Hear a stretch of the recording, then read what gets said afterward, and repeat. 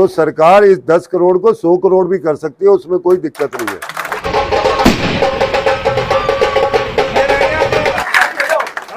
नहीं, कपूर साहब आ गए हमारे बीच में। आइए आइए कपूर साहब तो गए।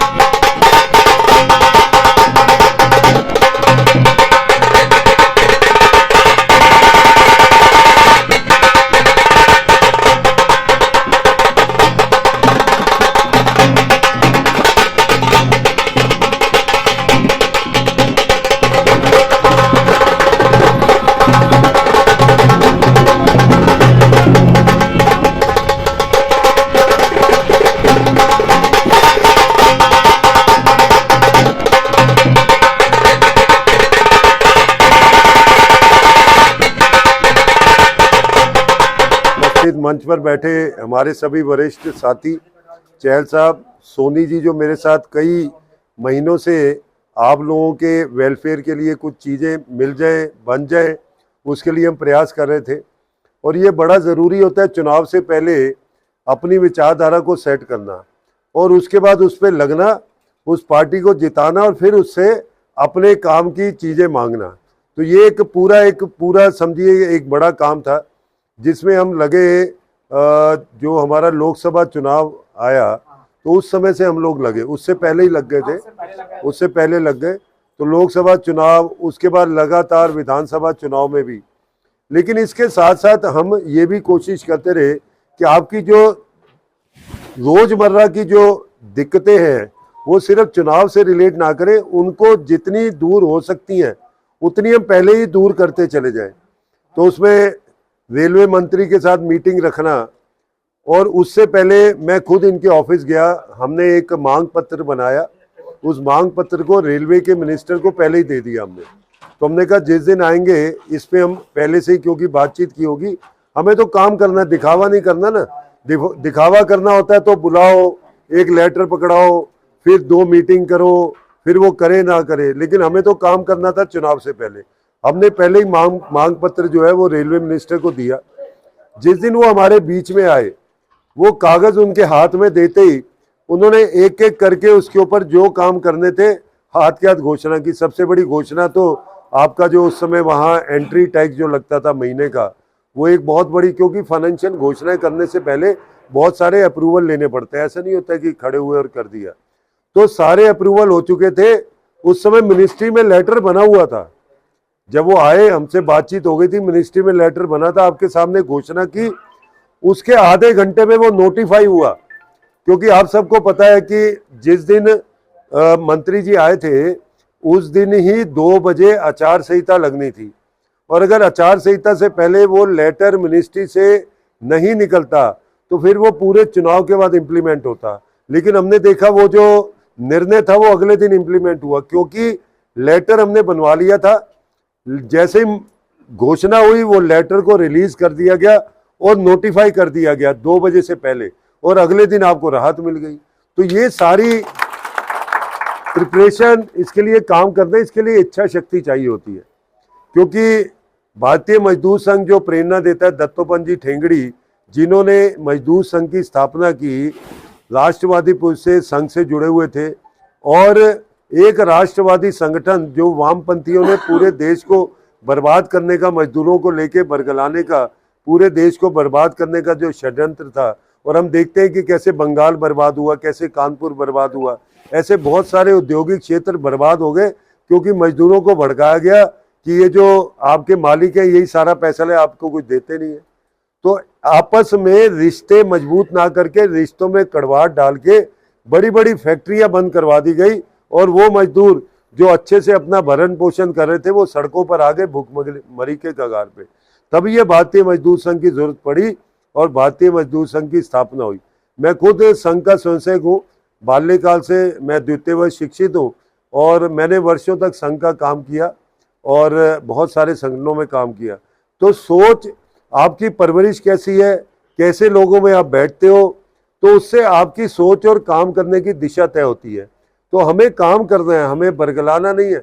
जैसे 10 साल केजरीवाल ने बेवकूफ़ बनाया, आज जब फाइलें खुल रही हैं तो पता लग रहा है कि हर चीज में घोटाला है, हर चीज में करोड़ों अरबों की जनता के पैसे की लूट है और कोई काम नहीं हुआ। दिल्ली पहले से पिछड़ गई। हाँ, एडवर्टाइजमेंट खूब हुआ, लोगों को बरगलाया गया, उनको भ्रमित किया गया। हमें ऐसा नहीं करना है। इसीलिए जैसे ही सरकार बनी हमने इमीडिएटली अपनी मांगे जो है, जो पहले से थी, रेखा गुप्ता जी मेरे साथ ही निगम पार्षद थी, हम इकट्ठे ही बैठते थे। अब वो निगम पार्षद से सीधा मुख्यमंत्री बनी तो हमारा अभी भी व्यवहार है, तो हमने बातचीत रखी और मुझे पहले ही पता लग गया था कि ये वेलफेयर बोर्ड का गठन पार्टी 100% करवाएगी। और आप सबको ध्यान होगा जिस दिन बजट था तो मैंने निवेदन किया था कि आप में से कुछ लोग वहाँ जो खीर का सेरेमनी थी उसमें आए और बजट से पहले अपना मुंह मीठा करें और इसलिए आपको कोई ना कोई अच्छी चीजें मिलेंगी। और हमारा सौभाग्य रहा कि हमारे में से बहुत सारे साथी उस खीर के कार्यक्रम में गए, मुख्यमंत्री से रूबरू हुए, उन्होंने खुद अपने हाथ से हमारे साथियों को खीर दी, मुंह मीठा करवाया और बजट में भी मुंह मीठा करने वाली बहुत सारी घोषणाएं की। एक घोषणा तो वेलफेयर बोर्ड की हो गई, पैसा भी 10 करोड़ रख दिया गया। लेकिन आप ये मत सोचे कि 10 करोड़ से ज्यादा पैसा नहीं आएगा, ये सिर्फ एक प्रोविजन होता है। हमने 10 करोड़ का बेसिक प्रोविजन किया, लेकिन अगर काम तेजी से आगे बढ़ता है और फंडिंग की जरूरत होगी तो सरकार इस 10 करोड़ को 100 करोड़ भी कर सकती है, उसमें कोई दिक्कत नहीं है। पहली बात यह है। दूसरी बात यह है कि बहुत सारी ऐसी स्कीम्स हैं जो ऑलरेडी सिस्टम में है लेकिन हम लोगों को नहीं पता। जैसे स्वनिधि योजना है, उसमें आप पहले 10,000 का लोन ले लो, ऑटो ड्राइवर भी ले सकते हैं बिना किसी उसके। 1 साल के अंदर अपनी किस्तें चुकाओ, 20,000 अगले साल ले लो। 20 चुका दिया 50,000 ले लो, 50 चुका दिया 1 लाख ले लो। ऐसे ही मुद्रा लोन है, आप अपने ऑटो के लिए, अपने काम के लिए, कोई भी आपने काम शुरू करना है, बैंक से मुद्रा लोन लो। 10 लाख तक का लोन आप ले सकते हो बिना किसी कोलेटरल के, बिना किसी मतलब गिरवी रखे। ये इसके पीछे जो मोदी जी हैं वो अपनी गारंटी देते हैं, इस आदमी को 10 लाख रुपए का लोन दे दो, इसके पैसे की गारंटी मैं सरकार की तरफ से दे रहा हूं। अगर बैंक में पैसा कुछ भी होता है, कुछ ऐसा होता है तो मोदी जी की गारंटी उसके पीछे, इसलिए बैंक भी बिना किसी डर के आपको अब लोन दे देते हैं। स्वनिधि के लोन तो बुला बुला कर दिए हमने, रेड़ी पटरी, छोटे मोटे काम करने, मोची, ये सारे सबको बुला बुला के दिए और जिसने ले लिया वो बड़ा खुश हुआ, क्योंकि बैंक में जो 1 नंबर की कमाई है, पेटीएम से पैसा गया बैंक में, वहां से वो कट गया, आपको पता नहीं लगा। कैश जो आपको रोजमर्रा के खर्चे के लिए वो आपके पास आ ही जाता है, वहां से आपका खर्चा चल रहा, उधर से बैंक से लोन उतर गया। मैं बहुत सारे ऐसे लोगों को जानता हूँ और उनमें से ही एक मेरे कृष्णानगर में रेडी ये लगाता है, छोले कुलचे की रेडी, उसको मैं लेके गया था जब संसद का चुनाव था। तो मोदी जी ने पहला संकल्प पत्र, वो कालू है उसका नाम, वो कृष्णनगर में कोई आएगा तो मैं मिलवाऊंगा उससे, तो वो गया था। कालू को मोदी जी ने अपने हाथ से पहला संकल्प पत्र पूरे देश का उस रेडी पटरी वाले स्वनिधि लोन लेने वाले को मोदी जी ने खुद दिया था। तो आप सोचे। और अभी हमने देखा जब मुख्यमंत्री जी का शपथ ग्रहण समारोह था, अब में से कौन गया था, जरा खड़े हो जाओ। अरे जो शपथ ग्रहण में नहीं, मोदी ना जो मोदी जी से मिले थे रूबरू, कौन मिले थे? हाँ, ये आपके बीच में खड़ी है वो लोग, वो खड़े, ये दोनों मोदी जी से रूबरू मिले। हाँ, तो मैं चाहूंगा इनसे अब मिलो, पूछो मोदी जी ने क्या बात की, इनसे खड़े होके बातचीत की, इनसे पूछा, इनके घर बार के बारे में पूछा, बच्चों की शिक्षा के बारे में पूछा। तो आप सोचिए, जिस पार्टी का नेतृत्व शीर्ष पुरुष, जो विश्व का सबसे बड़ा नेता, सबसे प्रसिद्ध नेता है, लेकिन वो एक ऑटो वाले से, एक रिक्शा वाले से, एक टैक्सी वाले से, एक सफाई कर्मचारी से और एक जोमेटो वाले से, ऐसे सबसे मिला, आत्मीयता से मिला, समय की परवाह नहीं की, 2 मिनट 3 मिनट 4 मिनट, जब तक बात पूरी नहीं होगी तब तक आगे नहीं गए। ऐसे 12 लोग मैंने मिलवाए थे, साथ में एलजी खड़े थे, एलजी से पहचान गए, क्योंकि मैंने उससे पहले इनकी मीटिंग एलजी के साथ भी करवाई थी। हम 5 7 8 लोग और सोनी जी के नेतृत्व में एलजी से ही मिले थे और अच्छी बातचीत रही। और जो हम प्रॉब्लम बताना चाहते हैं, उन्होंने कहा यार ये मुझे पता है, चिंता ना करो, सरकार चेंज होने दो, फिर एक बार आना, मैं उस पर काम करूंगा, है कि नहीं। हम ऐसे ही ट्रैफिक के जो सबसे बड़े अफसर हैं दिल्ली, अजय चौधरी जी, उनसे भी मिलवाया था। उन्होंने हाथ किया चलान और उन पे जो निर्णय लिए थे उसमें और हम कोशिश करेंगे।